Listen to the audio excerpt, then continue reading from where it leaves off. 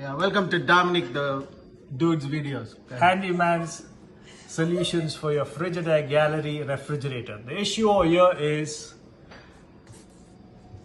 your water line seems to freeze, okay, and it freezes the water filter, and you have no cold water coming out, nor do you have ice coming out.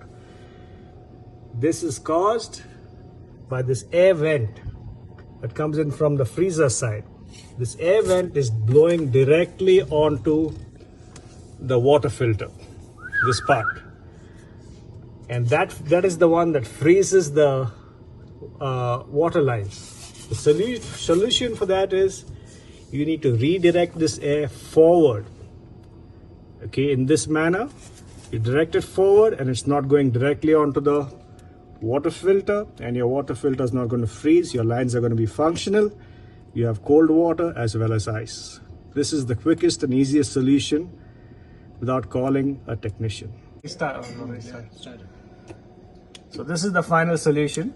Okay, here you see I just used a piece of styrofoam to redirect the vent for the air to come forward.